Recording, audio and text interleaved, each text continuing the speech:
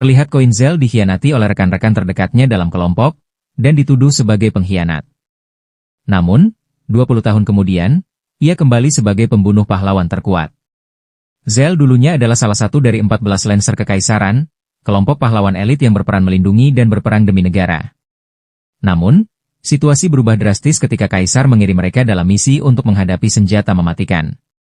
Dari ke-14 pahlawan itu, 3 tewas dalam perjalanan. 7 lainnya melarikan diri demi menyelamatkan diri dari musuh yang jauh lebih kuat. Namun, Zell dan 3 rekannya memilih untuk bertarung. Mereka tidak gentar menghadapi musuh yang mustahil dikalahkan dan pada akhirnya mereka justru memenangkan pertempuran demi negeri. Dalam perjalanan pulang, melewati hutan lebat, mereka disergap oleh ke-7 pahlawan yang sebelumnya melarikan diri. Dalam kondisi kelelahan, Zell dan ketiga rekannya tak mampu melawan. Rekan-rekan Zell dibunuh, dan ia sendiri diserang hingga luka parah, termasuk luka di matanya. Meski begitu, ia berhasil bertahan hidup. Ironisnya, ke-7 pahlawan yang pengecut itu kemudian disebut sebagai 7 pahlawan, sedangkan Zell dan teman-temannya dicap sebagai 4 Lancer pengkhianat. Para pengecut itu memutarbalikkan cerita, menuduh bahwa Zell dan kawan-kawannya lah yang kabur dari medan perang. 20 tahun berlalu. Ibu kota kini dijaga ketat oleh biara demi mencegah para rakyat biasa memasuki wilayah elit. Setiap hari, beberapa orang yang mencoba menerobos perbatasan secara ilegal dihukum gantung di depan umum. Hari ini pun tak berbeda, kepala biara, Rahib Ras, menggantung 4 petani dan memerintahkan eksekusi mereka tanpa ragu. Tiba-tiba terdengar kegaduhan. Seorang penjaga menemukan seorang gadis kecil yang mencoba masuk secara ilegal. Ras, yang dikenal sebagai keturunan orang kejam dan tak punya belas kasihan, segera memerintahkan agar gadis itu dibunuh juga. Namun, Zell muncul dari belakang, mengaku bahwa gadis itu adalah adiknya. Ia mencoba membawanya pergi. Ras tak percaya begitu saja, dan justru memutuskan untuk mengeksekusi mereka berdua. Sebelum Zell bertindak, seorang pria tinggi berambut biru tiba-tiba muncul dan mengaku sebagai kerabat mereka. Ia meminta maaf kepada Ras, lalu menyuapnya dengan beberapa keping emas. Taktik itu berhasil Ras membiarkan mereka pergi. Setelah mereka menjauh, pria berambut biru itu memperingatkan bahwa tidak mudah masuk ke perbatasan tanpa rencana. Ia sendiri telah membayar banyak uang kepada para penyelundup dan menyusun strategi dengan cermat. Ia menyarankan agar Zell dan gadis kecil bernama Pak Epi tidak membuat masalah. Ia menatap Pak Epi dan bertanya kenapa dia begitu ngotot ingin masuk ke perbatasan. Pak Epi menjawab sedih bahwa desanya telah hancur dan tidak ada lagi yang tersisa di sana.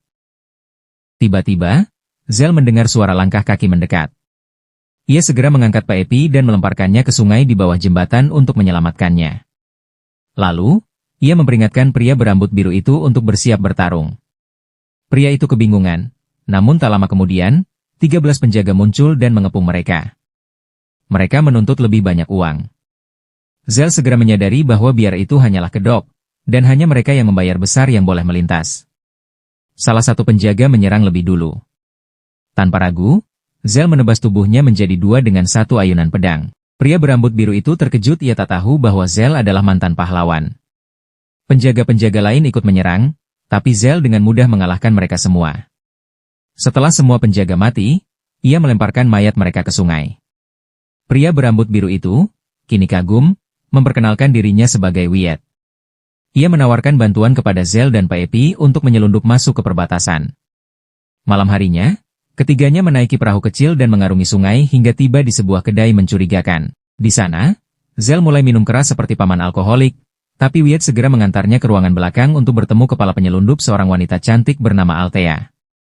Althea mulai menginterogasi Zell sebelum memberitahu bahwa esok hari adalah kesempatan terakhir untuk melihat langsung 7 pahlawan dan ironisnya mendapat tanda tangan mereka, karena mereka akan berangkat ke perbatasan untuk menumpas perang saudara. Kata-kata Althea langsung menarik perhatian Zell, ia tidak menginginkan apapun selain membalas dendam kepada para pembunuh berhati dingin itu. Namun, sebelum ia sempat bertanya lebih jauh, seorang pria masuk ke ruangan dan melaporkan bahwa para biarawan bersenjata telah tiba di kedai. Althea segera keluar, hanya untuk menemukan bahwa Rahib Ras, pemimpin biara, mengklaim telah menerima laporan bahwa kedai tersebut adalah markas para penyelundup. Althea berusaha membantah tuduhan itu, namun Ras membawa serta salah satu kurcaci yang pernah dibantunya masuk. Kurcaci itu mengkhianatinya dan membuka semua informasi, berharap bisa menyelamatkan nyawanya. Namun sia-sia, para biarawan langsung menghajarnya hingga tewas, menjadikan kepalanya untuk baseball. Pertarungan besar pun meletus. Para biarawan menyerang siapa saja tanpa pandang bulu, dan Ras berhasil menangkap Paepi. Ia bersumpah akan menjadikannya contoh bagi siapapun yang berani melawan biara. Wade berusaha menembus kepungan untuk menyelamatkan Paepi sebelum Ras menyakitinya. Dari balkon atas, Zell tiba-tiba muncul dan menebas tali yang menahan kapal besar di atas mereka. Kapal itu jatuh dan menghancurkan beberapa biarawan, sekaligus membebaskan Paepi. Zell berdiri dan mulai menghitung jumlah biarawan yang tersisa. Ras berteriak, memperingatkan bahwa menentang biara sama saja dengan menentang 7 pahlawan. Namun, Zell yang membenci para pahlawan palsu itu malah tersenyum, menyebut bahwa itu justru jadi bonus baginya. Ia lalu membunuh 1 biarawan lagi dengan 1 tebasan. Ras segera melarikan diri. Tak lama kemudian, sirene kota mulai meraung tanda bahwa penjagaan keamanan telah diperketat. Althea mengatakan bahwa mereka harus bersembunyi selama beberapa hari, tetapi Zell bersikeras akan tetap masuk ke ibu kota, apapun risikonya. Ia tidak ingin melewatkan kesempatan terakhir untuk bertemu 7 pahlawan. Althea, terkesan dengan tekad Zell, mengungkapkan bahwa ada 1 rute rahasia yang tidak diketahui oleh pihak biara. Mereka pun segera bergerak melalui terowongan gelap, membunuh beberapa goblin kecil yang menyerang di sepanjang jalan. Namun, mereka tiba-tiba dikejutkan oleh kemunculan goblin raksasa yang menghadang di tengah lorong. Althea langsung diliputi ketakutan serta trauma lama kembali menghantuinya. Tapi Zell tak membuang waktu. Ia menyerang langsung, namun kulit monster itu terlalu keras. Pedangnya tak mampu melukai si goblin. Dalam sekejap, goblin itu menangkap Zell dan menghantamkannya ke dinding. Zell terkapar tak sadarkan diri. Althea mulai panik dan merasa semuanya sudah berakhir. Namun, Wade tak menyerah. Ia melempar cincin logam ke kepala monster, membuatnya terhuyung, lalu memanfaatkan cincin itu untuk menjatuhkan si goblin. Saat monster itu tumbang, Wade mencari jalan keluar namun goblin raksasa itu bangkit kembali. Wade melempar cincin sekali lagi dan berhasil membuat retakan kecil di kulit tebal monster. Namun, kali ini nasib tak berpihak padanya. Goblin itu menarik tali cincin dan melempar Wade ke dinding. Althea berhasil melindungi Paepi, tapi kini mereka terjebak tanpa jalan keluar. Saat harapan hampir hilang, cahaya terang muncul dari atas. Zell, yang tadi terkapar, kini berdiri dengan penuh tenaga. Dalam sekejap, ia melompat ke atas kepala goblin dan menebasnya hingga terbelah 2 dengan 1 serangan pedang. Althea terkejut melihat kekuatan Zell. Sementara itu, Zell meminta Wade untuk bangun, menyuruh mereka bersiap karena mereka masih memiliki niat yang harus dikejar. Namun, sebelum mereka bisa pergi, Zell merasakan bahaya. Ia segera menyuruh semua orang mundur. Sebuah tebasan sihir muncul dan menguapkan tubuh goblin yang baru saja mereka kalahkan. Zell terkejut. Ia melihat ke atas tebing terlihat Ras berdiri di sana bersama seorang pria tinggi yang memegang pedang sihir. Zell menyadari situasi bisa lepas kendali dan segera memperingatkan Wade serta yang lain untuk tetap di belakang. Ras memperkenalkan pria itu sebagai mantan penyelundup yang kini bekerja untuk mereka. Pria tinggi itu mengangkat pedangnya lagi. Namun, Zell memperhatikan sesuatu ada peri kecil yang terikat di gagang pedang yang tampak kesakitan. Peri itulah yang menghasilkan serangan sihir tadi. Pria itu melepaskan tebasan udara lagi, tapi kali ini, Zell dengan berani menangkis serangan tersebut dan membelahnya menjadi 2. Aksi itu membuat Ras dan si pembunuh elitnya benar-benar terkejut. Zell mulai menangis seperti anak kecil, berteriak agar mereka berhenti menggunakan pedang itu. Hal ini membuat Althea dan Wade bingung. Namun, mereka juga memperhatikan bahwa peri kecil yang terikat di gagang pedang tampak sangat menderita setiap kali serangan sihir dilepaskan. Ras hanya tertawa melihat reaksi Zell, lalu menyuruh si pria tinggi untuk menyelesaikan pekerjaannya. Namun, pria itu malah menyarungkan kembali pedangnya dan berkata bahwa tugasnya hanya memastikan mereka tidak bisa mencapai kapal dan sekarang mereka sudah terlambat. Artinya, tugasnya selesai. Ras segera memohon agar pria itu tetap tinggal dan menawarkan bayaran lebih besar untuk melumpuhkan Zell sepenuhnya. Pria itu setuju, menarik kembali pedangnya, dan menyerang Zell dengan kekuatan penuh serangannya menyebabkan seluruh gua runtuh. Zell jatuh ke bagian bawah gua dan bangkit dalam kondisi terluka. Ras mengatakan bahwa ia tahu Zell mendapatkan kekuatan dari cahaya bulan, dan karena gua ini berada jauh di bawah tanah tanpa akses ke cahaya bulan, maka kekuatan Zell telah hilang. Beberapa penjaga muncul dari bayang-bayang dengan senjata lengkap dan mengepung Zell. Mereka langsung menyerang serempak. Tapi Zell segera mendapatkan kembali kesadarannya dan menghindari semua serangan dengan lincah.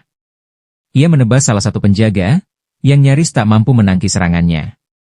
Zell tampak terkesan penjaga-penjaga ini cukup kuat, tapi mereka juga mulai ketakutan melihat kekuatan sejati Zell.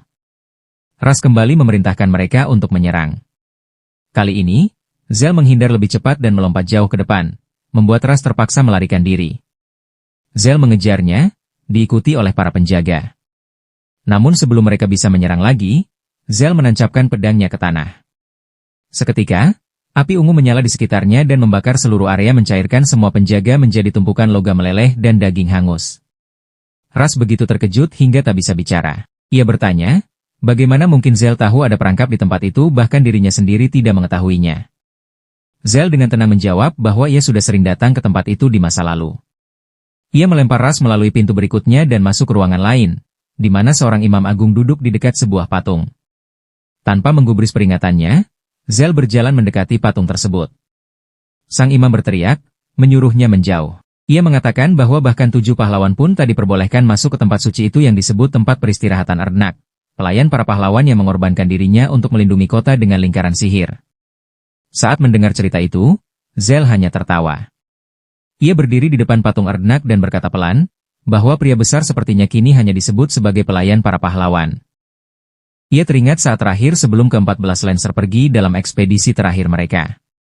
Saat itu, Zell memilih pergi bersama Erdnak ke gua bawah tanah untuk memperkuat pertahanan kota, sementara ke-13 pahlawan lainnya melaju ke hutan untuk menghadapi musuh.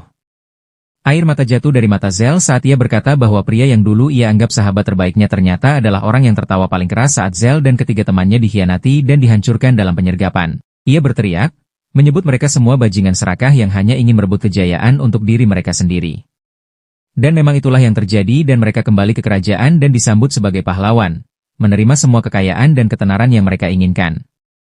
Setelah meluapkan emosinya, Zell berdiri dan menghunus pedangnya. Ia mulai mengaktifkan lingkaran sihir lain di ruangan itu. Imam Agung panik, berteriak kepada Ras agar menghentikan pemuda itu secepatnya. Namun Ras benar-benar tidak berguna dalam situasi itu. Akhirnya, sang imam memutuskan bertindak sendiri. Ia menembakkan panah kecil dari senjata tersembunyi ke arah Zell. Tapi Zell terlalu cepat. Ia menangkis panah itu sambil menebas lingkaran sihir dengan satu tebasan, menghancurkannya secara total. Imam itu menatap dengan ngeri saat seluruh bangunan biara mulai runtuh. Tak lama kemudian, tembok perbatasan kota yang diciptakan dari sihir Erdnak seketika ambruk sepenuhnya, membuka gerbang ibu kota bagi semua orang. Kerusuhan pun pecah seketika. Ratusan rakyat jelata menyerbu masuk ke kota. Di tengah reruntuhan, mereka melihat Ras merangkak keluar dari puing-puing. Ras akhirnya menemukan pria tinggi dengan pedang sihir dan langsung menawarkan bayaran berapapun asal pria itu mau melindunginya. Namun, sang pria hanya menatapnya dingin sebelum berbalik dan berjalan pergi, membiarkan massa yang marah menghakimi sang pendeta korup dengan tangan mereka sendiri. Sementara itu, Zell perlahan berjalan keluar dari lorong-lorong bawah tanah, tatapannya suram. Ia mengingat kembali Erdnak dengan pengorbanannya, kesetiaannya, dan bagaimana namanya dikubur oleh sejarah yang ditulis para pemenang. Dengan hati penuh dendam, Zell bersumpah akan membunuh ke-7 pahlawan itu. Di sisi lain kota, Wade berhasil melacak kapal terakhir yang hendak ditumpangi para penjaga biara untuk melarikan diri. Ia menghentikan mereka dengan cepat. Sementara itu, Zell sendiri mencuri makhluk seperti naga yang dapat terbang mengejar kapal menuju kota. Di dalam kota, kaum elit dan bangsawan gemetar menyaksikan runtuhnya dinding perbatasan. Namun para prajurit meyakinkan mereka bahwa 7 pahlawan masih ada di dalam kota dan akan melindungi mereka dengan nyawa sekalipun. Zell langsung menuju istana para pahlawan. Namun amarahnya membuatnya lengah. Ia tak memikirkan risiko saat terbang rendah di atas kota dan membayar mahal untuk itu. Para pemanah kerajaan menembak jatuh naganya dengan mudah. Zell yang terbakar amarah tidak memperkirakan ini. Naganya jatuh menghantam tanah dengan keras, menghancurkan sebagian pasar dan dikelilingi kerumunan serta penjaga. Tapi yang mengejutkan semua orang, Zell merangkak keluar dari kawah puing-puing itu, berdiri meski terluka, dan menatap ke arah gerbang utama kota. Pintu terbuka. Dari baliknya, seorang dari 7 pahlawan muncul, Glenn, sang kesatria suci, bersama pasukan pengawalnya. Mata Zell membelalak. Ingatan lama menyeruak. Pembantaian. Pengkhianatan. Teriakan teman-temannya. Dan Glenn, yang tertawa di tengah genangan darah mereka. Tanpa berpikir panjang, Zell mencabut pedangnya dan berusaha menebas kepala Glenn di tempat. Namun sebelum pedangnya mencapai sasarannya, waktu seolah membeku, sebuah belati sihir dilempar oleh salah satu pengawal, mendarat di dekat Zell dan membungkus tubuhnya dalam kutukan pembekuan total. Namun yang mengejutkan semua orang, bahkan dalam kondisi terbeku oleh salah satu sihir terkuat di dunia, Zell masih bisa menggerakkan lengannya sedikit. Sayangnya, itu tidak cukup. Para penjaga cepat-cepat membelenggunya dengan kabel sihir, menghentikan seluruh gerakannya dan bahkan membuatnya kesulitan bernapas. Pedangnya jatuh ke tanah, dan kerumunan mulai menjerit-jerit penuh kebencian, menuntut agar Glenn menghabisi bocah nekat itu. Glenn melangkah perlahan ke arah Zell yang terjebak. Tapi justru di saat semua orang yakin ini adalah akhir dari cerita balas dendam Zell, Glenn melakukan hal tak terduga. Ia menoleh ke arah massa dan dengan suara tenang berkata, "Ini cuma anak dari daerah perbatasan. Mungkin hidupnya keras, dan ia tak tahu lebih baik. Aku maafkan dia." Kerumunan terdiam sejenak. Lalu, orang-orang bersorak meledak. Zell berdiri di sana, tubuhnya lunglai, jiwanya hancur. Tak hanya mereka membantai teman-temannya, tapi kini mereka disembah sebagai orang suci. Mereka telah menang dalam segala hal. Hujan mulai turun saat Zell berjalan menjauh perlahan. Tubuhnya goyah, menuju hutan sendirian, patah, dan tenggelam dalam keputusasaan. Tiba-tiba, seekor naga muncul dari langit dan meluncur turun. Di atasnya berdiri seorang wanita dengan rambut keperakan yang langsung menangkap Zell dan membawanya terbang tinggi.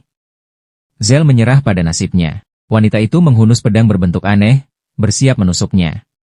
Namun tepat sebelum pedang itu menancap, sebuah kapal udara menabrak naga itu dari samping pilotnya adalah Wade. Sayangnya, kapal itu dibuat oleh Boeing, dan langsung meledak begitu menyentuh naga. Tapi ledakan itu cukup untuk menyelamatkan nyawa Zell sementara. Wanita itu bangkit kembali, dengan penuh amarah. Ia menghampiri Zell yang terkapar, menarik pedangnya kembali. Namun sebelum ia bisa membunuhnya, Pak Epi melompat ke depan, berdiri di antara Zell dan pedang Ad. "Jangan sentuh dia," katanya tegas. Ad menatap gadis kecil itu, penuh amarah. Berkata, "Minggir, kalau kau ingin hidup." Tapi Pak Epi tetap berdiri di tempatnya. Dan dengan wajah tanpa ekspresi, sang wanita mengayunkan pedangnya langsung ke arah Pak Epi. Pak Epi jatuh ke tanah dan hampir saja terbunuh saat Wade dengan sangat tidak biasa memanggil Ad putri. Ternyata, Ad memang seorang putri dari klan yang sama dengan Wade, hanya menyamar sebagai prajurit. Ia menjerit penuh amarah, menyuruh Wade untuk mundur karena bocah berambut putih kerdil itu Zell telah membunuh kakaknya. Kakaknya, Krat yang merupakan pemimpin klan mereka. Wade tercengang mendengarnya, sementara Ad kembali mencoba menusuk Zell melewati tubuh kecil Pak Epi yang masih tergeletak. Namun Zell, dalam kondisi setengah sadar dan penuh luka, mendadak bangkit dan menepi serangan itu sambil menyelamatkan Pak Epi, meskipun pedang itu menancap di kakinya. Sebelum Ad sempat bereaksi, Zell langsung menyerbu mendekat. Dalam satu gerakan, ia mencabut belatinya dan menghantam helm Ad hingga pecah. Ujung pisaunya kini tepat di leher sang putri. Ad tertegun. Ketakutan lalu ambruk tak sadarkan diri. Zell pun jatuh tak jauh darinya, pingsan karena luka dan kelelahan. Wade segera membawa mereka semua ke sebuah pengungsian kecil di dekat kota agar Zell bisa dirawat. Namun Ad tetap keras kepala, ia bersikeras bahwa Zell harus mati karena telah membunuh Krat. Tapi Wade menghentikannya. Zell, yang ternyata mendengar semuanya, perlahan bangun.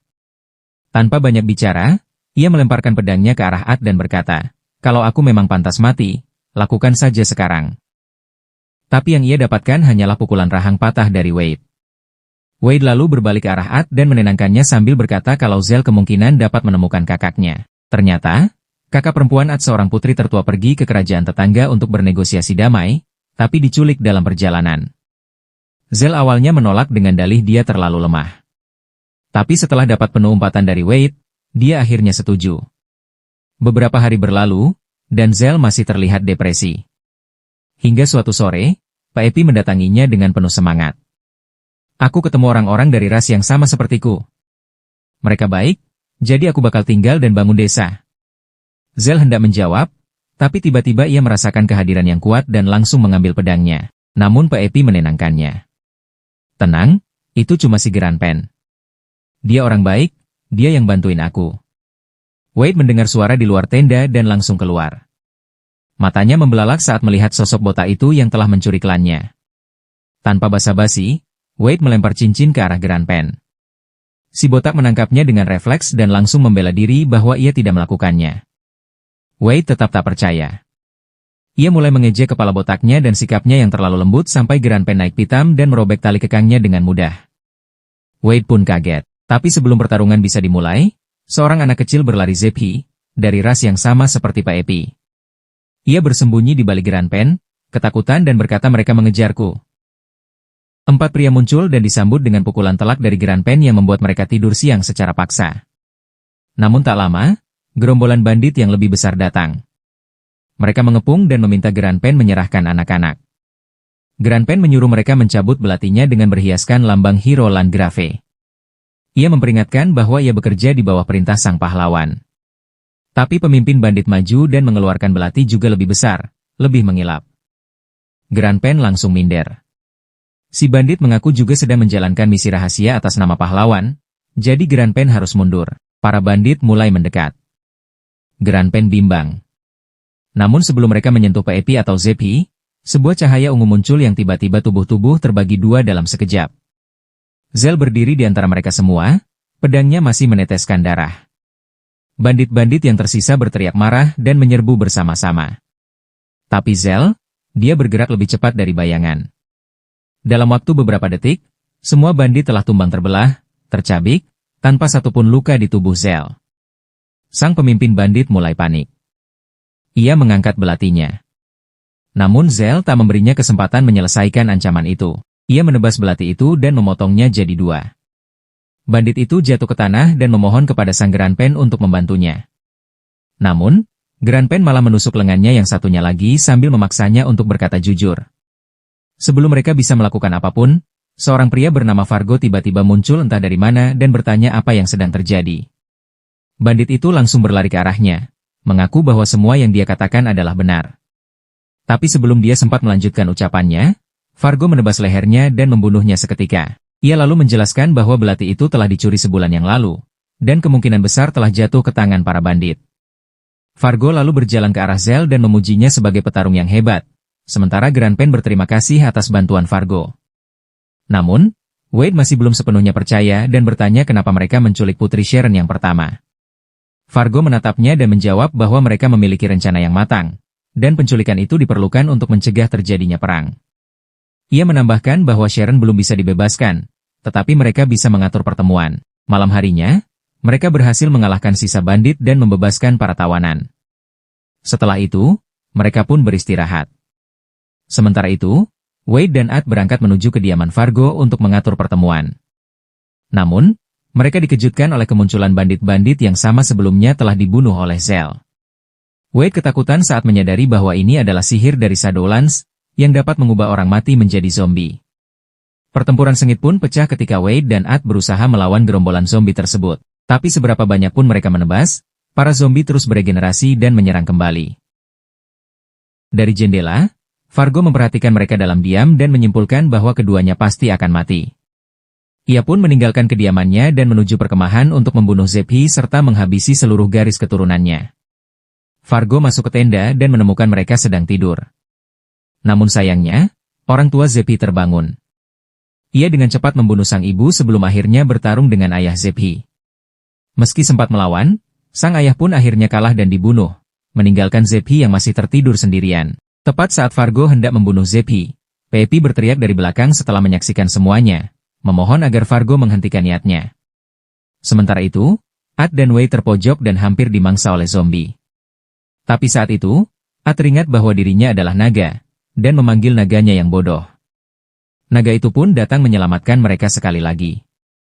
Ad kemudian membakar habis para zombie dan terbang membawa Wade menuju tempat yang aman. Mereka kembali ke perkemahan dan menemukan Fargo sedang menganiaya Pepi. Ajaibnya, meski sudah terjadi keributan besar, Zepi masih saja tertidur pulas. Fargo menertawakan upaya menyedihkan Pepi menyelamatkan Zepi, lalu menggunakan sihir gelap untuk menghidupkan kembali orang tua Zepi menjadi monster. Saat Zepi akhirnya terbangun, ia langsung dipukul dan pingsan kembali. Fargo pun berbalik hendak membunuh Pepi. Namun Zell tiba tepat waktu dan memblokir serangannya dengan mudah. Ia menatap wujud mengerikan Fargo, namun ia sudah menduganya sejak awal karena Fargo adalah tangan kanan dari pahlawan jahat, Landgrave. Zell segera menggunakan sihirnya, menciptakan tentakel bersenjatakan pedang dari tubuhnya, dan dengan cepat membasmi zombie itu sebelum berbalik menghadap Fargo. Fargo terkejut luar biasa. Ia tidak bisa percaya bahwa seorang anak bisa sekuat itu. Namun, tanpa ragu, Zell langsung menebas kedua lengan Fargo. Sayangnya, keributan itu membangunkan seluruh perkemahan. Saat melihat adegan mengerikan tersebut, mereka langsung mengira bahwa Zell telah membunuh keluarga Zephy dan melukai Fargo yang mencoba menyelamatkan mereka. Warga pun beramai-ramai menyerang Zell dengan batu dan tongkat. Sementara Zell berdiri terpaku dan bingung apakah lebih baik ia menghabisi mereka semua dan mengakhiri semuanya. Untungnya, sang naga tiba tepat waktu dan menyelamatkan mereka dari semua kekacauan itu. Keesokan paginya, Pepi mencoba meyakinkan para pemimpin perkemahan bahwa mereka salah paham. Namun, seperti yang diduga, tak ada yang mau mempercayai ucapan seorang gadis kecil yang dianggap bodoh. Sementara itu, At meminta maaf kepada Zell karena sempat mencoba membunuhnya. Ia mengaku ingin membantu Zell dalam misinya. Tak lama kemudian, mereka pun berangkat dengan menunggangi naga, langsung menuju kastil untuk memojokkan Stem dan mendapatkan informasi tentang Putri Sharon. Namun, Stem Walech tampaknya sudah bersiap. Para penjaga kastil membentuk pasukan kecil yang mengepung seluruh wilayah. Begitu mereka terlihat di langit malam bertabur bintang, pasukan naga segera bergerak, mengejar rombongan Zell. Para pemanah juga bersiap untuk menembakkan anak panah ke arah mereka. Seolah itu belum cukup, para penjaga memanggil senjata berat mereka. Sebuah mesin artileri raksasa muncul dari dalam kastil. Wei tercengang melihatnya, tetapi Zell menatap mesin itu dengan perasaan campur aduk. Ia teringat saat dirinya dan Stem masih muda dan ditugaskan menciptakan senjata sihir itu dari nol. Saat itu, kekaisaran berada di ambang kehancuran akibat serangan musuh. Senjata tersebut menjadi garis pertahanan terakhir mereka. Stem adalah arsitek utama, sementara Zell, pendekar pedang terkuat di negeri itu, ditugaskan melindungi tempat tersebut dari serangan luar. Kembali ke masa kini, pasukan naga mengejar mereka langsung ke dalam jangkauan tembakan artileri, sementara panah terus menghujani langit. Wade kebingungan karena Zell tidak melawan. Namun, Zell merasa berat untuk menyerang para prajurit ini dulu adalah rekan seperjuangannya. Ia tak ingin melukai mereka yang hanya menjalankan perintah. Namun, jika ingin selamat, ia harus bertindak. Ia menghunus pedang sihirnya dan bersiap bertarung, tepat saat meriam artileri menyala dan menembakkan ledakan dahsyat ke arah mereka. Namun, yang terjadi sungguh mengejutkan. Zell justru melesat langsung ke arah ledakan dan menebasnya dengan pedangnya. Para penjaga mengira mereka telah membunuh Zell. Tapi dari balik asap, naga At muncul dan terbang menjauh. Pasukan naga mengejar, hanya untuk mendapati bahwa Zell dan rombongannya telah menghilang. Kekacauan pun melanda seluruh kastil saat semua penjaga sibuk mencari para pemberontak.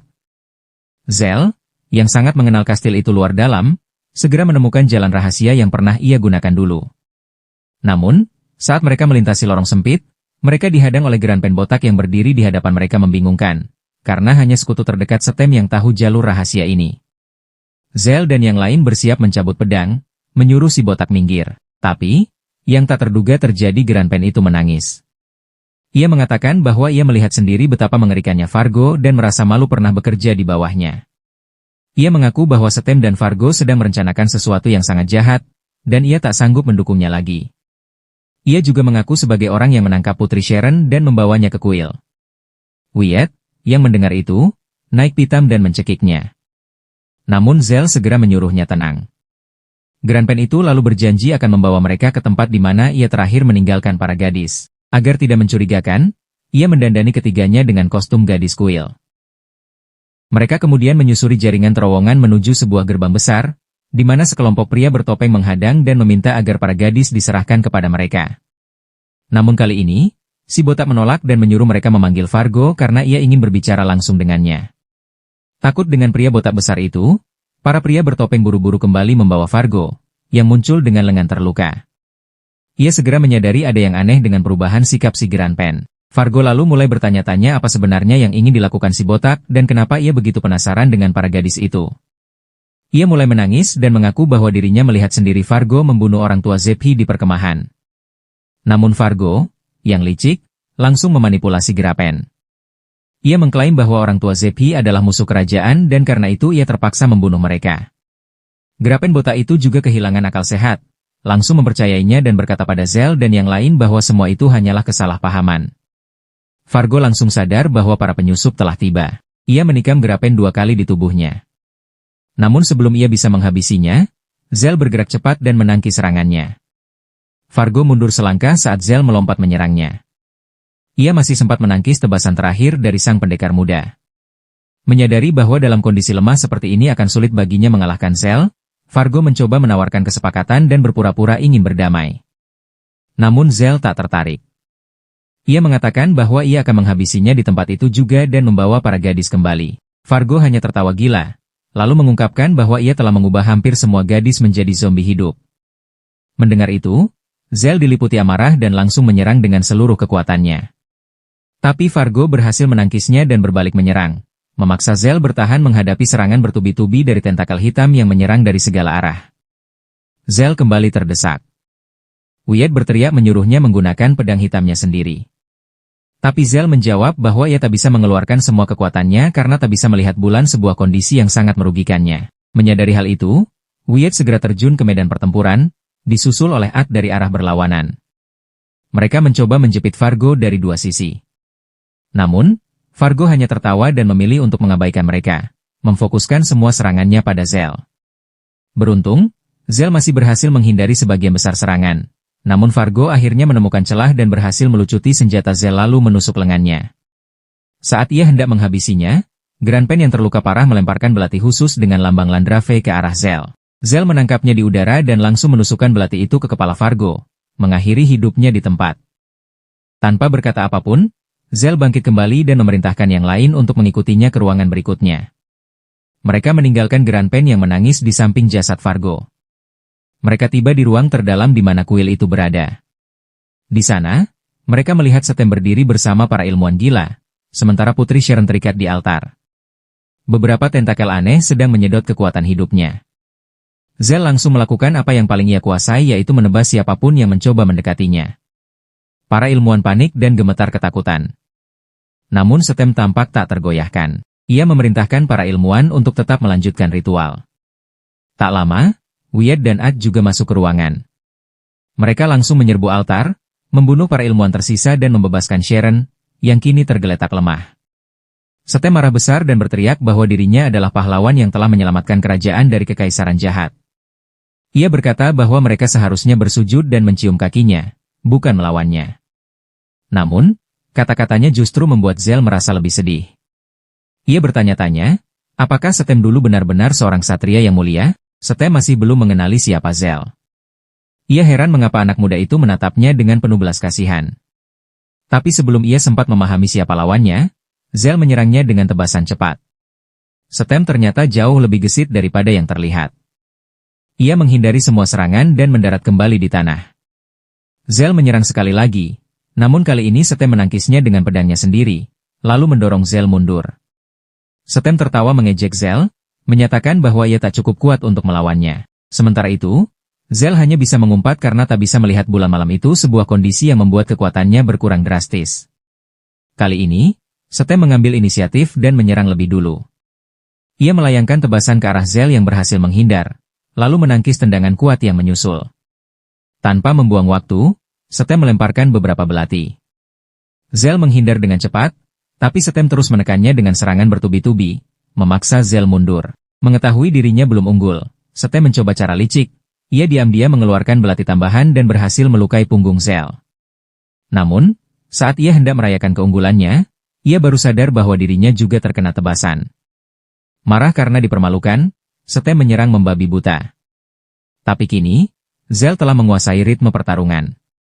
Ia menebas punggung Setem dan memprovokasinya agar lebih ceroboh. Strategi ini berhasil. Setem menyerang dengan emosi membara, hanya untuk dihujani tebasan oleh Zell dari berbagai arah. Pertarungan berubah menjadi duel berdarah, dua pendekar saling menghantam tanpa henti. Hingga akhirnya, Setem mulai merasa bahwa gerakan Zell terasa familiar. Ia mundur sejenak dan bertanya dari mana Zell mempelajari gaya bertarung itu. Namun, saat Zell mengambil posisi bertarung yang khas, ingatan Setem muncul kembali. Pemuda di depannya adalah salah satu pahlawan yang mereka bunuh demi menyelamatkan diri sendiri bertahun-tahun lalu. Zell memanfaatkan keterkejutan itu dan menyerang dengan teknik khusus, menusuk tubuh Setem bertubi-tubi. Setem terjatuh, terluka parah. Dengan tubuh gemetar, ia bertanya bagaimana mungkin Zell masih hidup setelah dihancurkan dan dijatuhkan dari tebing dulu. Zell tak menjawab. Ia hanya mengangkat pedangnya untuk mengakhiri segalanya. Namun, sebelum ia sempat melancarkan serangan terakhir, sekelompok prajurit perempuan berbaju zirah muncul dan menahan serangannya, lalu mengepungnya. Zell yang sudah kelelahan jatuh ke tanah. Setem yang kini mulai merasa aman, dengan penasaran bertanya bagaimana Zell bisa terlihat tetap muda meski telah lewat 2 dekade. Zell menyadari bahwa Setem telah menggunakan para wanita demi Human untuk memperlambat penuaan dirinya. Setem memerintahkan para ilmuwan untuk memasang kutukan serangga pada Zell, yaitu alat yang akan menjadikannya budak. Namun, sebelum mereka bisa bergerak, Zell mendadak kehilangan kendali. Dari tubuhnya muncul tentakel hitam yang membantai para ilmuwan di sekitarnya. Setem menyadari bahwa ada sesuatu yang sangat salah dan memerintahkan pasukan wanita untuk membunuh Zell. Tapi Zell, yang kini diliputi kekuatan gelap, mengalahkan mereka dengan brutal dan cepat. Setem menjerit panik dan terus menyuruh pasukan wanitanya untuk menghabisi monster itu, tapi satu persatu mereka dikalahkan. Setem yang mulai kehilangan akal mencoba kabur, tapi sebuah batu besar jatuh dari langit-langit dan menghimpit tubuhnya. Zell tertawa seperti orang yang kehilangan kewarasan, menebar maut ke segala penjuru. Bahkan Wyatt dan At yang menyaksikan semuanya mulai merasa ngeri. Namun jelas terlihat, amarah Zell hanya ditujukan pada satu orang, yaitu Setem. Salah satu ilmuwan, yang tampaknya tak bisa membaca situasi, mendekat dan bertanya apakah ia boleh meneliti Zell. Sebagai jawaban, Zell membelah tubuhnya menjadi 2. Setem kini penuh luka dan hampir tak bisa berdiri, merangkak menjauh. Zell menatapnya tajam dan berkata bahwa ia masih sama menjijikannya seperti dulu dan karena itu, tak akan ada belas kasihan. Setem kembali mencoba memanipulasi Zell dengan mengingatkan kenangan lama saat mereka bertarung bersama. Tapi berbeda dari dulu, trik ini tak berhasil. Zell menghujaninya dengan tusukan tanpa ragu, menghabisinya seolah tubuh Setem hanya sepotong daging. At dan Wyatt hanya bisa menatap dengan ngeri saat Zell berdiri di atas jasad Setem, matanya penuh luka. Namun bibirnya bergumam masih ada 6 lagi. Namun kekuatan yang membara dalam dirinya perlahan memudar. Tubuhnya goyah, lalu jatuh tak sadarkan diri ke tanah. At langsung berlari dan memeluk tubuhnya. Ia kaget melihat betapa kurus dan lemahnya tubuh Zell. Panik mulai menyelimuti pikirannya. Tapi sang kakak menenangkannya, mengatakan bahwa Zell akan bertahan. Ia menjelaskan bahwa Zell kehilangan kendali atas kekuatannya dan melepaskan terlalu banyak energi dalam waktu singkat. Tapi dengan cukup istirahat, ia akan pulih. Namun, mereka tak punya waktu untuk bernapas lega. Gua mulai runtuh. Air dari danau terdekat mengalir masuk, membanjiri lorong-lorong bawah tanah. At mengangkat Zell ke bahunya dan mulai berlari menuju pintu keluar, diikuti oleh Wyatt dan Sharon. Dalam perjalanan, mereka melewati Granpen yang masih larut dalam duka atas kematian Fargo dan akhirnya, ia ikut terkubur dalam reruntuhan gua yang roboh. Entah bagaimana, Wyatt dan At berhasil keluar dari bawah tanah itu. Mereka menemukan naga mereka, dan segera terbang ke langit malam, menjauh sejauh mungkin dari kerajaan yang kini sedang kacau. Dari kejauhan, para penjaga melihat naga yang terbang, bingung oleh pemandangan itu. Mereka langsung menyisir istana untuk mencari keberadaan Setem. Pencarian itu memberi cukup waktu bagi Zell dan kelompoknya untuk menghilang ke pegunungan. Beberapa hari berlalu. Pasukan kerajaan tak menemukan apapun selain puing-puing. Akhirnya, para pejabat tinggi berkumpul dan secara resmi mengumumkan bahwa Setem telah tewas. Sebuah upacara pemakaman megah digelar di kota. Rakyat berduka, menabur bunga di jalanan, menangisi pahlawan mereka. Di antara kerumunan itu, Pak Epi dan Altia berdiri di sudut jalan, tidak tahu apa yang sebenarnya terjadi. Saat mereka menyadari bahwa Setem telah mati, keduanya menghela napas lega berharap itu berarti Zell dan yang lainnya masih hidup. Tiba-tiba, Wyatt yang menyamar sebagai biksu muncul di gang sempit dan membawa mereka ke persembunyian di sebuah gua jauh di hutan pegunungan. Di sana, mereka menemukan Zell yang sedang beristirahat, bersama At dan Sharon. Pak Epi langsung berlari dan memeluk Zell sambil menangis. "Kenapa kau seperti ini?" tanyanya. Zell hanya menggeleng. Ia tak tahu persis apa yang terjadi pada tubuhnya, namun ia berjanji akan kembali seperti semula. Keesokan harinya, ia membawa mereka ke tempat sakral, sebuah dataran sunyi tempat ia dan para pahlawan dulu bertempur 20 tahun silam, sebelum dikhianati. Namun, ketenangan itu sirna ketika dari kejauhan ia mendengar suara genderang dan doa rombongan pemakaman Setem menuju lokasi itu. Hatinya penuh amarah dan jijik. Tempat yang sakral baginya kini ternoda oleh kebohongan. Namun Zell menahan diri. Ia mundur, menyembunyikan diri di balik bayangan pepohonan, sementara para tentara bersumpah akan membalas dendam atas kematian pahlawan mereka. Dengan mata sayu, Zell menoleh pada teman-temannya dan berkata, "Kalian sebaiknya tinggalkan aku sekarang. Aku musuh kerajaan ini. Aku akan diburu setiap hari." Tapi ia menatap lurus ke depan, penuh tekad, dan menambahkan, namun aku takkan berhenti. Masih ada 6 orang lagi yang harus kubunuh. Malam itu, semua tidur dengan gelisah. Masa depan mereka kabur dan berbahaya. Tapi Altia, At, dan Pepi tak ragu mereka memilih tetap bersama Zell, apapun yang terjadi. Wyatt, sementara itu, memutuskan untuk mengantar Sharon ke tempat aman dan melindunginya. Kerajaan kini berada dalam keadaan siaga. Sang Raja memanggil ke-6 pahlawan yang tersisa dan memerintahkan mereka untuk bersiap menghadapi pembunuh yang telah menewaskan Stem. Salah satu dari mereka bernama Barrister, merasa sangat cemas karena wilayahnya berada dekat dengan milik Stem. Ia yakin sang pengkhianat akan datang ke arahnya. Barrister pun memperketat keamanan dan memerintahkan perburuan besar-besaran. Namun, berbeda dengan pasukan Stem, para prajurit Barrister adalah bandit berseragam yang menggunakan misi ini sebagai alasan untuk menjarah dan menghancurkan desa-desa, berpura-pura sedang mencari Zell. Saat mereka menjarah salah satu desa, Zell memutuskan untuk bertindak dan berjalan keluar secara terang-terangan. Para prajurit awalnya bingung, tidak mengira bahwa anak kecil ini memiliki arti penting. Namun, salah satu dari mereka mengenali rambut putih dan bekas luka di mata Zell. Mereka semua menyerang Zell secara bersamaan, tetapi ia mengalahkan mereka hanya dengan satu tebasan. Sementara Zell menghadapi para prajurit di desa itu, Althea dan para gadis dikirim ke sebuah kedai minum. Di sana, mereka menyamar sebagai penghibur untuk mengumpulkan sebanyak mungkin informasi tentang wilayah ini. Pepi sebenarnya tidak menyukai perannya sebagai penari, tetapi tarian duetnya bersama At menjadi bahan pembicaraan di seluruh kota. Semua orang ingin melihat mereka tampil. Suatu malam, saat sekelompok aktor sedang mementaskan sandiwara tentang Zell dan bagaimana ia secara licik membunuh Stem, beberapa prajurit masuk ke kedai dan mengusir mereka. Mereka menyuruh para aktor untuk enyah karena ingin menyaksikan tarian para gadis. Namun, ketika salah satu prajurit hendak melukai seorang aktor, At segera melompat ke depan dan menahan serangannya. Sayangnya, pedang prajurit itu terlalu kuat dan menebas tongkat kayu At hingga patah. Sebelum prajurit itu sempat menyerang lagi, seorang pria dari kerumunan bernama Ikves mencengkeramnya dari belakang dan melemparkannya pergi.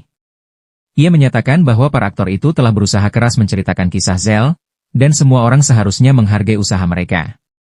Namun para prajurit tidak setuju dan mencoba menyerangnya. Hasilnya, tangan dan kaki mereka patah dalam sekejap. Setelah itu, Ikves meninggalkan kedai, sementara Zell mengamati dari kerumunan di luar. Zell segera mengenali bahwa pria itu adalah salah satu pendekar pedang terkuat di negeri ini dan kini bekerja di bawah Glenn. Menyadari bahwa ini bukan waktu yang tepat untuk bergerak, Zell memutuskan untuk menyembunyikan diri. Beberapa hari kemudian, 4 ksatria mendatangi kamar Pepi untuk mencari sang pembunuh pahlawan. Pepi terkejut karena salah satu dari mereka, seorang pria berkacamata, memiliki roh khusus yang mampu mendeteksi keberadaan ras setengah manusia. Roh itu mencium Pepi beberapa saat. Pepi sangat ketakutan, bertanya-tanya bagaimana ia bisa memberitahu yang lain tentang perkembangan ini. Namun tiba-tiba, roh tersebut menangkap aroma baru dan mulai bersinar terang. Keempat ksatria pun segera pergi mengikuti jejak baru tersebut. Tanpa mengetahui kejadian ini, Zell sedang berjalan di lorong sambil merenungkan langkah selanjutnya. Ia tiba-tiba berpapasan langsung dengan keempat ksatria itu. Roh yang sama kembali bersinar terang, menandakan bahwa merekalah yang sedang mencari dirinya. Pemimpin para ksatria, Elseria, memperkenalkan diri dan memerintahkan Zell untuk segera menyerahkan diri. Di saat yang sama, di sisi lain kekaisaran, Ikves kembali ke kota yang dikuasai oleh Glenn. Ia menemukan Glenn sedang berlatih di Akademi Pendekar Pedang Legendaris. Tanpa peringatan, Ikves melompati para penjaga dan prajurit dengan sangat mudah, lalu mencoba menyerang Glenn secara langsung. Serangannya berhasil ditahan oleh Glenn. Para penjaga terkejut melihat seorang pahlawan diserang. Ikves berkata bahwa para penjaga Glenn terlalu lamban. Namun Glenn tidak sedang ingin bercanda. Ia segera membawa Ikves ke ruangannya untuk berbicara serius. Di sana, Glenn bertanya apakah Ikves sudah mendengar tentang pembunuh pahlawan yang disebut sebagai pengkhianat dan kini berkeliaran di negeri ini. Ia memerintahkan Ikves untuk membunuh pria itu dan membawakan kepalanya kepadanya. Ikves menerima perintah itu tanpa ragu sedikit pun, sementara para pengawal senior yang lebih tua darinya menatap dengan marah. Mereka kesal karena Glenn justru memilih Ikves untuk misi sepenting itu. Namun, salah satu ksatria senior bernama Rosen menenangkan mereka. Ia mengatakan bahwa Glenn sudah lama mengenal Ikves. Bahkan pernah menitipkannya kepada mantan gurunya, Glea, yang kini menjalankan akademi.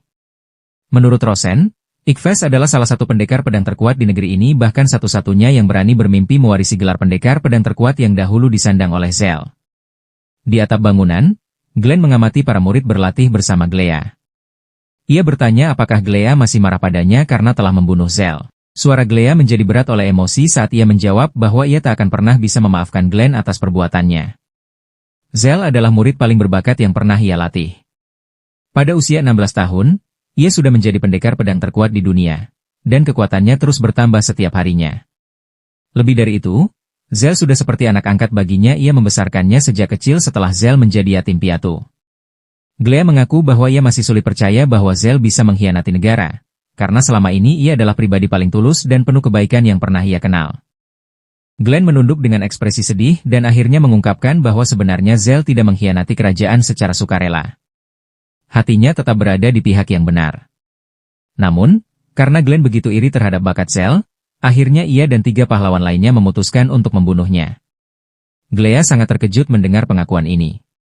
Dengan mata berkaca-kaca, ia bertanya kenapa Glenn harus mencemarkan nama Zell dan menyebutnya sebagai pengkhianat jika ia sebenarnya tidak bersalah. Glenn menjawab dengan dingin bahwa Glea harus tetap bungkam dan menjalankan tugasnya demi kerajaan, seperti sumpah yang pernah ia ucapkan. Jika tidak, Glenn akan terpaksa membunuhnya juga. Glea menahan air mata dan berkata bahwa ia tidak takut padanya. Namun, ia juga tahu bahwa tugasnya untuk menjaga perdamaian kerajaan lebih penting daripada kebencian pribadinya.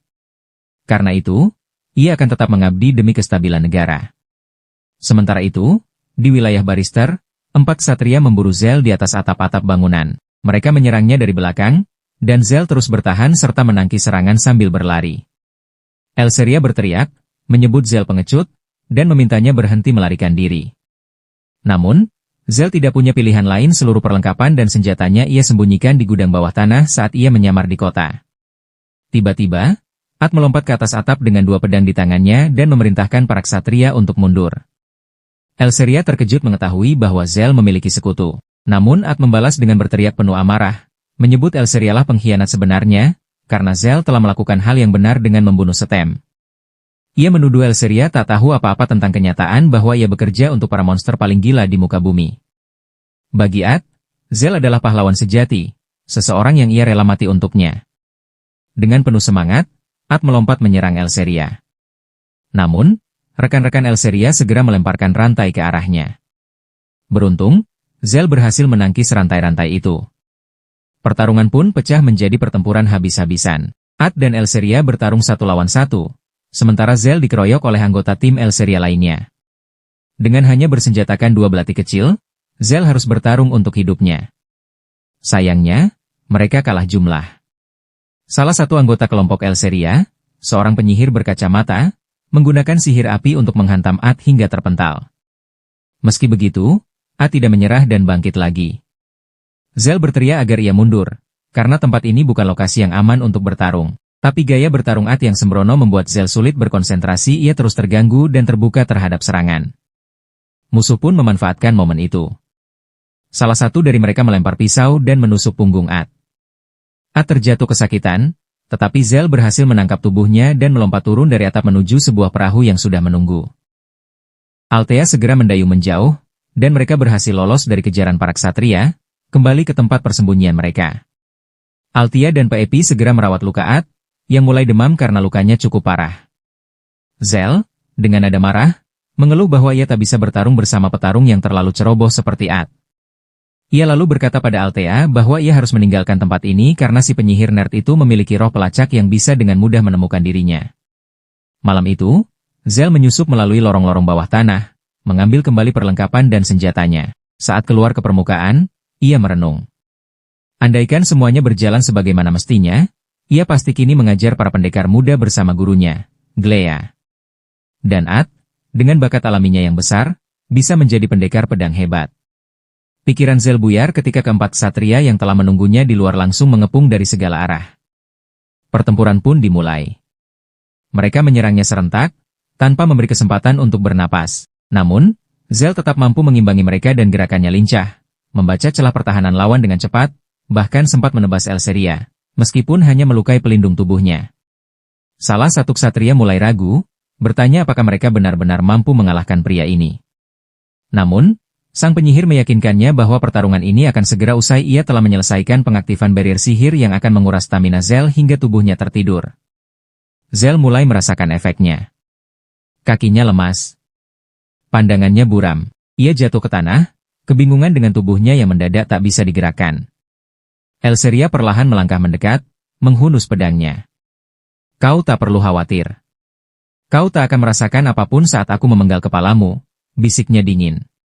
Ia mengayunkan pedang ke arah Zell namun, mengejutkannya, Zell masih mampu mengangkat lengannya untuk menangkis. Di saat yang sama, barrier sihir di sekitar mereka runtuh. Zell langsung mendapatkan kembali tenaganya dan menghindar mundur.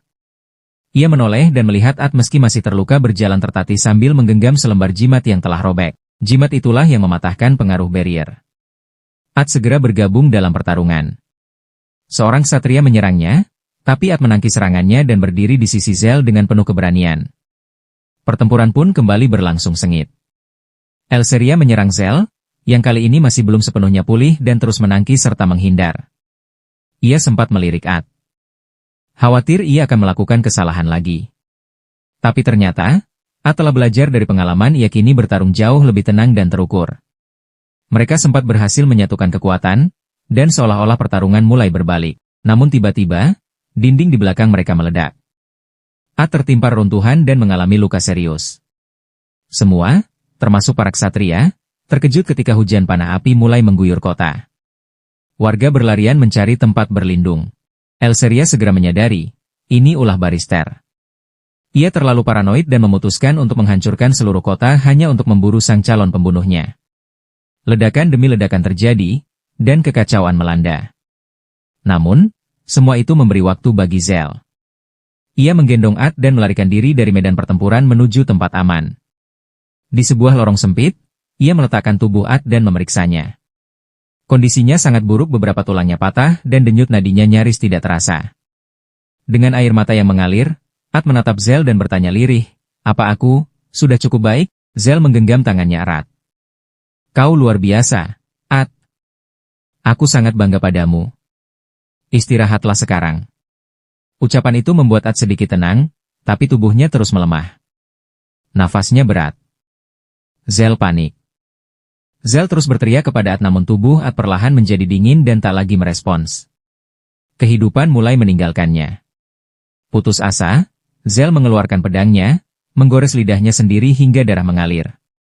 Ia lalu mencium At mentransfer sebagian dari energi hidupnya ke dalam tubuhnya melalui darah. Ia berdoa dalam hati, menahan air mata, berharap teknik kuno itu berhasil, dan tiba-tiba At mulai menggeliat. Kesakitan, dan At terlihat masih hidup, Zell pun menggenggam erat tangannya. Sementara itu, kota mulai hancur total. Serangan artileri merobek rumah-rumah. Tentara Barrister menciptakan lubang besar di tembok kota. Gajah-gajah perang menyerbu masuk, dan para serdadu mulai menjarah habis-habisan, mengobrak-abrik setiap toko dan rumah yang mereka temukan. Untungnya, Elseria tiba tepat waktu dan langsung memerintahkan salah satu kapten untuk menghentikan kegilaan ini. Elseria pun membentaknya. Kapten itu tampak goyah. Ia tahu bahwa Elseria adalah putri dari bangsawan kaya dan berpengaruh, bukan orang yang bisa disepelekan. Tapi sebelum ia bisa menjawab, salah satu komandan ikut campur dan menyahut dengan suara keras, "Kami punya semua hak untuk menghancurkan kota ini." Mereka menyembunyikan pembunuh yang berniat membunuh Tuan Barrister. Itu sudah cukup untuk membenarkan pemusnahan total. Elseria mencoba berdebat, menyuruh untuk menunjukkan buktinya. Namun seperti saat ditanya tentang alasan larangannya, sang komandan malah membentak, "Aku tidak butuh bukti untuk mengklaim kebenaran, dan kami akan meratakan kota ini dan mengeksekusi Tuan Lord saat kami menemukannya." Elseria terdiam, terkejut. Ia bertanya dalam hati, mengapa seorang pahlawan memilih komandan yang begitu biadab dan bengis? Namun sang komandan hanya tertawa kecil. Dan berteriak, "Kau dan kelompokmu diam saja di situ. Jika kalian ikut campur, tentara kami akan menghancurkan kalian juga." Setelah itu, ia mengangkat tangannya dan memerintahkan pasukannya untuk bergerak ke arah kediaman sang lord, menghancurkan setiap batu yang menghalangi jalan mereka, dan membawa tuannya hidup-hidup. Pasukan pun mulai bergerak, langkah-langkah kaki mereka berat namun pasti. Elseria berbalik ke timnya dengan cemas. Berkata, "Kita butuh rencana. Cepat." Sementara itu, Zell masih duduk di tempat persembunyiannya bersama At, berharap ia segera sadar kembali. Dan akhirnya, At batu pelan lalu membuka matanya, menatap Zell dengan lemah. "Terima kasih. Sudah menyelamatkanku," bisiknya. Zell menarik napas lega dan tersenyum lalu menyuruh At istirahat hingga bulan terbit karena cahaya bulan akan memulihkan At. Dan melanjutkan saat At sudah kuat, temuilah Zell yang mungkin akan butuh bantuannya lagi. Sementara itu, kota berubah menjadi neraka. Pasukan musuh bersama gajah perang mulai membumi hanguskan bangunan, membakar rumah, dan membantai tanpa pandang bulu. Para ibu dan anak-anak berlarian menyelamatkan diri, bertanya-tanya mengapa pahlawan yang seharusnya melindungi mereka justru datang membawa kematian. Kekacauan menyebar. Dua kelompok tentara bayaran yang ada di dalam kota bahkan nyaris saling bunuh karena berbeda pendapat soal cara menghadapi serangan ini. Elseria berdiri di tengah kehancuran, tubuhnya gemetar. Kata-kata At terngiang di telinganya, "Para pahlawan yang kau lindungi adalah monster." Dari menara pengawas, sang komandan dan kapten memperhatikan kerusakan yang mereka timbulkan. Namun komandan itu masih belum puas. Dan memerintah pasukan untuk masuk ke setiap rumah lalu hukum mereka yang melindungi pemberontak. Dan perintah itu pun dijalankan. Elseria hanya bisa menyaksikan dengan ngeri saat para prajurit mulai membunuh pria dan wanita tak bersenjata. Ia mencoba membantu seorang anak dan ibunya, tetapi rekan-rekannya menahannya. Air mata menetes di pipinya. Ia meronta, ingin bebas. Tapi justru saat itulah, sebuah bayangan berkelebat cepat dan kepala salah satu prajurit musuh langsung terpenggal. Tubuhnya ambruk, mati seketika. Zell berdiri di sana, matanya tajam, pedangnya masih berlumur darah. "Ze berkata aku adalah pembunuh pahlawan yang kalian cari," ucapnya lantang. Salah satu tentara langsung berteriak meminta bala bantuan. Tak lama kemudian, satu peleton muncul, dipimpin oleh seorang komandan lapangan. Mereka mengepung Zell. Tapi tak satu pun dari mereka berani menyerang lebih dulu. Komandan mereka marah dan menyuruh mereka agar tidak takut dan menyerang Zell. Zell hanya tersenyum sinis. Dan berkata kalian berani membunuh orang tak bersalah, tapi gemetar menghadapi seseorang yang bisa melawan? Dasar pengecut. Akhirnya, beberapa tentara mengumpulkan keberanian dan menyerang. Tapi mereka tak punya kesempatan. Zell menebas mereka seolah sedang memotong kue. Gerakannya cepat dan mematikan. Yang mencoba menyerang dengan tombak pun tak mampu menahan kecepatan Zell yang langsung menutup jarak dan menebas mereka satu demi satu. Pemimpin peleton berteriak pada para pemanahnya untuk menghujani Zell dengan anak panah. Namun Zell melesat cepat, menghindari semua serangan dengan kelincahan luar biasa. Dalam sekejap, ia membunuh mereka satu persatu sebelum langsung menerjang sang pemimpin peleton dan menghabisinya tanpa ampun. Begitu pemimpin itu tumbang, Zell berteriak lantang pada warga yang menyaksikan untuk mencari tempat yang aman. Sementara itu, Althea berhasil menghentikan konflik yang hampir meletus antara dua kelompok tentara bayaran di dalam kota. Ia mengenal para pemimpin mereka dan diam-diam pernah membantu menyelundupkan mereka masuk ke kota bagian dalam. Dengan kata-kata bijak dan keberaniannya, ia berhasil menyatukan mereka. Bersama warga bersenjata yang sudah tak tahan lagi, mereka sepakat untuk melawan pasukan sang pahlawan. Di garis depan, sang kapten masih yakin bahwa kemenangan ada di tangannya. Menurutnya, Zell hanyalah satu orang melawan satu pasukan besar. Mustahil dia bisa keluar hidup-hidup dari pertempuran ini. Namun keyakinannya goyah ketika mendengar kabar bahwa warga mulai melawan balik. Dipimpin oleh Althea, para tentara bayaran menerobos barisan musuh, sementara warga menggunakan perisai untuk melindungi diri dari serangan panah. Elseria dan kelompoknya menyadari bahwa Zell seorang diri hampir membalikkan keadaan seluruh pertempuran. Semangat pasukan musuh mulai runtuh, namun mereka juga melihat bahwa Zell mulai kelelahan. Althea mengambil keputusan besar. Ia memerintahkan kelompoknya untuk ikut bertempur demi melindungi warga sipil. Tapi sebelum mereka bergerak, terdengar jeritan ketakutan dari pasukan musuh. Mereka menyebut-nyebut seorang gadis kuat yang menyerang dari belakang dan membantai mereka satu persatu. Gadis itu ternyata adalah At. Kini, rambutnya memutih dan bulu-bulu kecil tumbuh di tubuhnya, kemudian ia membabat habis musuh di sekelilingnya sebelum akhirnya bergabung kembali dengan Zell. Zell terlihat lega dan senang dan menawarkan At untuk bertarung, lalu At mengangguk dengan semangat. Pertempuran pun dimulai lagi, tapi kali ini pasukan musuh tak sanggup menahan kekuatan gabungan Zell dan At. Dalam waktu singkat, mereka menghabisi seluruh peleton musuh. Pasukan menjadi kacau, ketakutan melanda, dan para prajurit mulai kabur dari medan perang. Namun jalan pelarian mereka terputus saat Elseria dan kelompoknya muncul dan mulai memburu para tentara satu persatu. Zell dan At terus maju, menghabisi siapapun yang menghadang. Bahkan sang komandan, menyadari keadaan tidak bisa diselamatkan, memutuskan untuk kabur. Tapi sebelum pergi, ia menyuruh sang kapten untuk menahan garis depan dan berjanji akan kembali dengan bala bantuan. Sayangnya, para prajurit sudah kehilangan harapan. Melihat komandannya sendiri kabur lalu mereka melarikan diri dan dikejar oleh warga kota yang kini dipenuhi amarah. Namun situasi kembali mencekam. Pasukan naga akhirnya muncul dari langit, menyemburkan api ke segala penjuru, sementara unit gajah memasuki kota, menginjak-injak bangunan tanpa pandang bulu.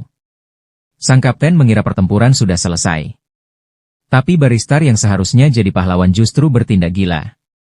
Ia menghancurkan unit gajahnya sendiri tanpa alasan yang jelas. Kapten itu tercengang. Pahlawan yang ia layani ternyata benar-benar gila. Ia pun kabur melewati lorong-lorong kota, tapi dihadang oleh Elseria dan kelompoknya. Mereka menodongkannya dengan senjata bertanya apa yang kau tahu tentang Baristar. Tapi kapten itu memilih kabur. Ia langsung disergap dan dibelenggu oleh Elseria. Sementara itu, pemimpin kelompok tentara bayaran mulai kehilangan harapan saat melihat pasukan naga di langit. Sebuah reruntuhan besar nyaris menimpanya, jika saja Zell tidak muncul di saat terakhir dan menghancurkan puing itu dengan satu tebasan pedangnya. Melihat situasi semakin genting, Zell memutuskan bahwa pasukan naga harus disingkirkan secepat mungkin. Ia memanggil Ad dan bersiap. Dengan lompatan luar biasa, ia melesat dari satu balok ke balok lainnya lalu meluncur ke langit malam. Dalam cahaya bulan, tubuhnya memancarkan aura magis dan puluhan pedang sihir muncul dari tubuhnya. Dengan kecepatan tinggi, ia menebas para penunggang naga satu persatu dari udara. Semua orang terpana. Bahkan pasukan naga pun gemetar. Mereka tidak tahu makhluk macam apa yang sedang mereka hadapi. Ad ikut terjun ke dalam pertempuran. Ia mengambil alih salah satu naga dan mulai membunuh siapapun yang berani menghalanginya. Beberapa penyihir mencoba menghentikan Zell, tetapi pedangnya berhasil memantulkan sihir mereka kembali dan langsung membunuh mereka. Zell melompat turun ke salah satu menara jam. Penduduk kota menyaksikannya dengan penuh kekaguman, akhirnya menyadari bahwa Zell adalah pahlawan sejati yang melindungi mereka dari para monster. Sang komandan memerintahkan pasukan berkuda untuk mengarahkan seluruh serangan kepada Zell namun, sebelum mereka sempat menyerang, para tentara bayaran mulai menembaki mereka dari udara menggunakan ketapel raksasa yang mereka curi. Ketapel-ketapel itu sangat efektif. Sebagian besar naga berhasil dijatuhkan, memberi keuntungan besar pada pihak Zell. Pemimpin tentara bayaran pun menyatakan Zell sebagai pahlawan mereka. Awalnya, para warga terkejut, namun tak lama kemudian mereka bergabung dalam sorakan, menyebut nama Zell sebagai pahlawan saat pertempuran terus berlangsung. Zell sendiri tidak terlalu memedulikan semua itu. Ia tetap fokus pada pertempuran, menyingkirkan sisa pasukan naga sebelum melompat ke naga yang ditunggangi Ad. Komandan akhirnya menyadari bahwa ia tak sebanding dengan Zell, lalu memutuskan untuk melarikan diri. Sebelum pergi, ia memerintahkan pasukannya untuk terus bertempur, sementara ia pergi mencari bala bantuan. Namun, mereka pun dengan mudah ditaklukkan satu persatu oleh Zell. Komandan sadar bahwa satu-satunya cara untuk menang adalah dengan mengambil alih salah satu kapal perang buatan Glenn yang tersembunyi di dalam kota. Ia membayangkan betapa banyak kekayaan yang akan diberikan oleh Baristar jika ia berhasil memenangkan pertempuran ini untuknya. Sayangnya, sebelum ia mencapai lokasi kapal tersebut, kapal itu sudah mulai terangkat ke udara. Sang kapten tergantung pada tali di bawahnya. Komandan pun menyadari bahwa kaptennya pasti sudah tertangkap dan membocorkan semuanya kepada Elseria dan kelompoknya. Sementara itu, Baristar tidak mengetahui perkembangan ini. Ia mengira bahwa salah satu anak buahnya telah berhasil merebut kapal Glenn dan sedang membawanya ke arahnya. Ia merasa di atas angin dan berpikir bisa menghancurkan seluruh kota tanpa khawatir merusak kapal tersebut. Ia teringat bagaimana permintaannya untuk membangun kapal perangnya sendiri pernah ditolak tanpa alasan, meskipun Glenn bisa membangun kapal untuk dirinya sendiri tanpa masalah. Hal ini menimbulkan dendam pada Baristar, yang merasa bahwa Glenn selalu bersikap seolah mereka tidak setara padahal keduanya adalah pahlawan. Kenangan itu membawanya kembali ke malam di hutan, saat ketujuh pahlawan berkumpul di sekitar api unggun, membicarakan bagaimana 4 dari mereka bisa keluar hidup-hidup dari pertempuran ini. Glenn menyebut bahwa Zell adalah seseorang yang sudah berkali-kali menghadapi situasi mustahil, namun selalu berhasil keluar sebagai pemenang. Mereka pun mulai bertanya-tanya, apa yang akan terjadi jika Zell benar-benar memenangkan pertempuran mustahil ini? Langra, salah satu dari mereka, yakin bahwa Zell adalah teman baik yang tidak akan memberitahukan raja bahwa mereka bersembunyi di hutan. Namun Glenn tak seoptimis itu. Ia mengingatkan bahwa mereka tetap harus bersiap untuk kemungkinan terburuk. Zell kembali berhasil melewati pertempuran ini. Dalam kekacauan itu, Ia menebas musuhnya satu persatu sambil terus maju menuju kastil terapungnya. Para penyihir penunggang naga berusaha menghentikannya dengan sihir, tetapi At berhasil menghindar dan membuka jalan, hingga akhirnya Zell menebas mereka dengan pedang sihirnya. Barristar akhirnya menyadari bahwa Zell terbang lurus ke arahnya. Ia segera menyiapkan meriam raksasanya untuk menembak jatuh Zell dari langit. Namun, untungnya bagi Zell, perhitungan Barristar sangat buruk. Elseria menyadari bahwa Barristar benar-benar telah kehilangan akal sehatnya.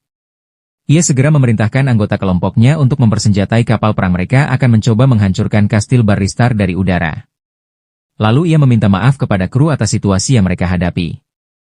Dengan mengikuti perintahnya, mereka akan menyerang seorang pahlawan negara. Namun, para kru meyakinkan bahwa mereka akan mencari jalan keluar bersama. Yang kemungkinan Elseria akan menanggung konsekuensinya, karena ia adalah bangsawan terkenal. Elseria tersenyum. Ia menyadari bahwa taktik ekstrim ini mungkin akan sedikit mengguncang posisi ayahnya, tetapi baginya, ayahnya telah membesarkannya untuk melawan ketidakadilan dan inilah bentuk perlawanan itu. Ia pun memberikan perintah untuk segera menyiapkan meriam kapal. Begitu semuanya siap, Elseria memberi perintah untuk menembak. Seketika, sebuah pedang raksasa muncul dari kapal perang dan menembakkan serangan petir yang dahsyat. Serangan itu menghancurkan apapun yang berada di jalurnya dan merusak parah kastil terapung milik Barristar. Barristar terpaku. Ia tak percaya bahwa kapal perang itu justru menembak ke arahnya karena sebelumnya ia yakin kapal itu berada di bawah kendalinya. Kesadaran ini menghancurkan semangatnya. Ia mulai menangis dan memerintahkan serangan balasan. Meriam kastil membalas dengan tembakan petir, namun kapal perang jauh lebih lincah dan berhasil menghindar hanya beberapa inci saja. Sementara itu, At kesulitan menghindari lintasan serangan dan khawatir mereka akan terkena tembakan berikutnya. Zell menyuruhnya tetap dekat dengan dinding kastil dan memanjat ke atas menara. At mengikuti instruksinya dan mereka berhasil mencapai menara tertinggi tempat Barristar bersembunyi. Barristar, si pahlawan yang kini tampak terkejut melihat Zell muncul di luar jendelanya. Zell menyuruh At untuk mundur dan kembali nanti. Tanpa membuang waktu, Zell melompat turun dari naga, menghantam jendela dengan pedangnya, dan menerobos masuk ke ruang pertahanan kastil. Namun, Barristar berhasil kabur dan berlari menuruni tangga, berusaha mencari tempat persembunyian. Sambil berlari, pikirannya dipenuhi kenangan Zell yang dulu memberi kebaikan tapi dibalas dengan pengkhianatan. Di sisi lain, Elseria tak mengetahui bahwa Zell masih berada di dalam kastil terapung. Ia memerintahkan serangan kedua yang mengguncang seluruh bangunan. Zell mengintip keluar jendela dan melihat seluruh penghuni kastil mulai dievakuasi melalui kapsul keselamatan. Ia segera berlari, bertekad untuk tidak membiarkan Barristar lolos. Sementara itu, para prajurit saling bertarung untuk masuk ke dalam kapsul terakhir.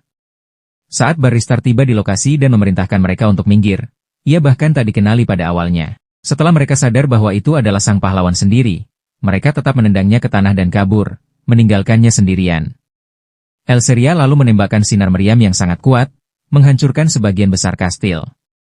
Saat debu mengendap, Barristar mendapati Zell berdiri di hadapannya.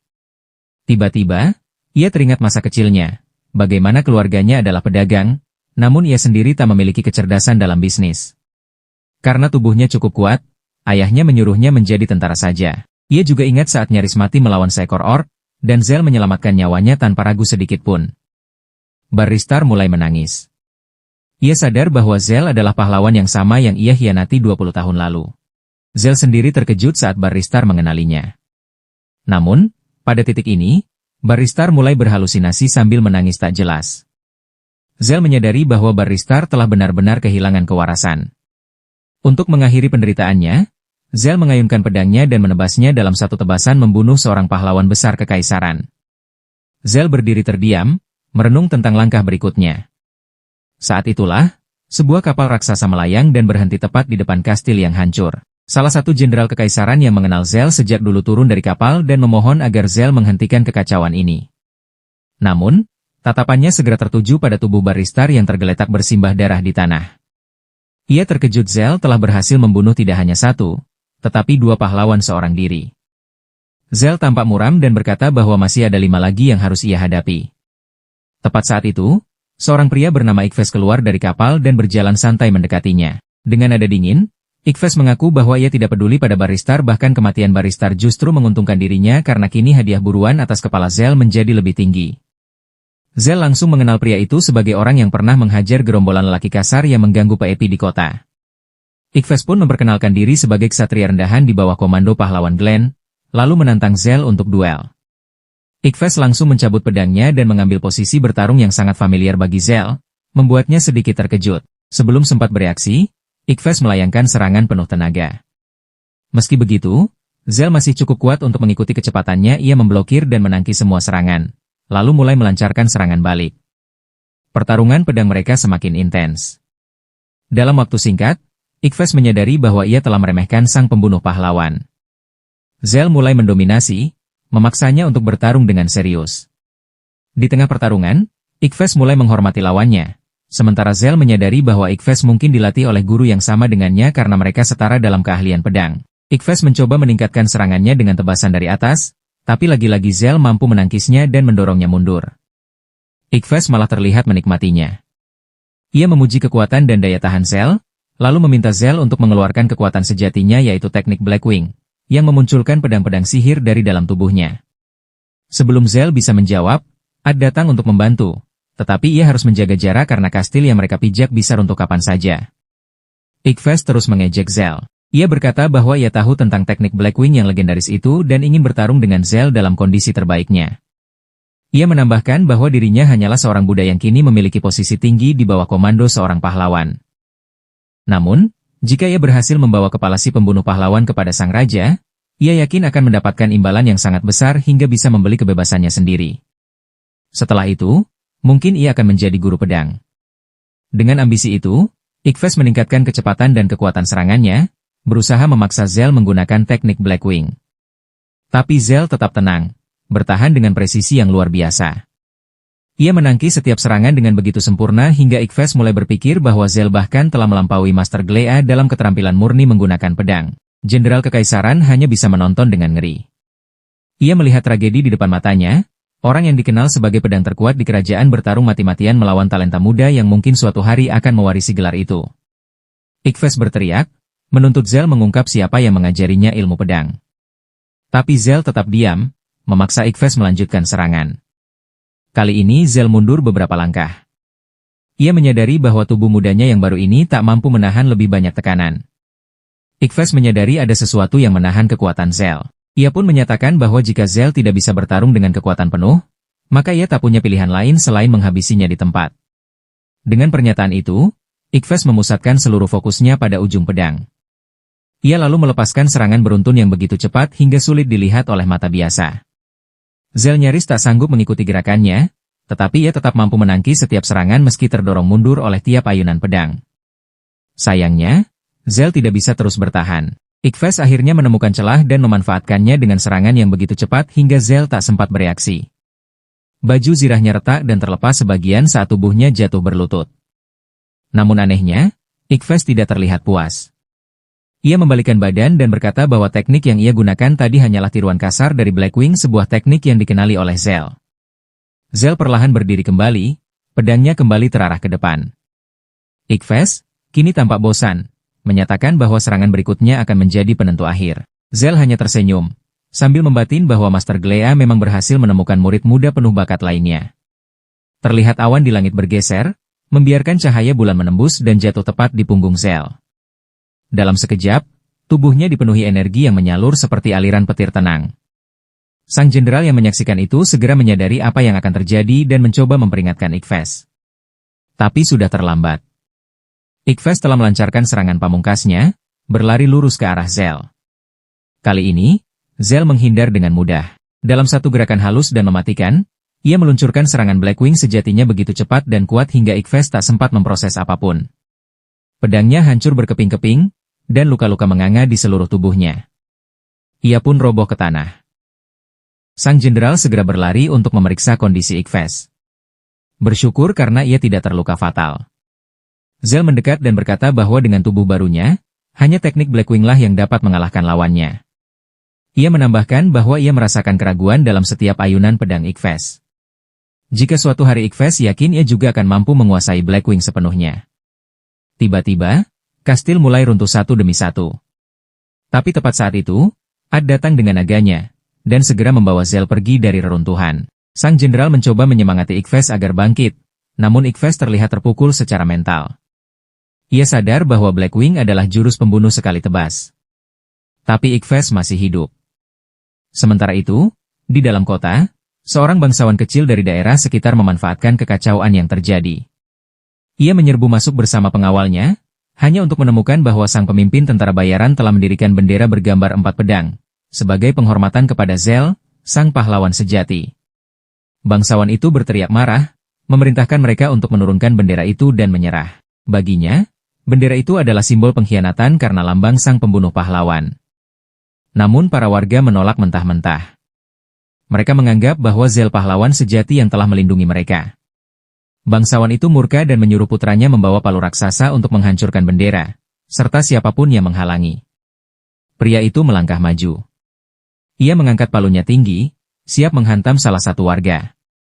Tapi tepat saat itu, Zell muncul dari bayangan, menebas palu tersebut menjadi 2, sekaligus menghancurkan zirah itu. Seluruh pasukan pengawal langsung gemetar ketakutan. Mereka tahu siapa yang berdiri di hadapan mereka. Lelaki yang seorang diri telah menghadapi seluruh pasukan kerajaan.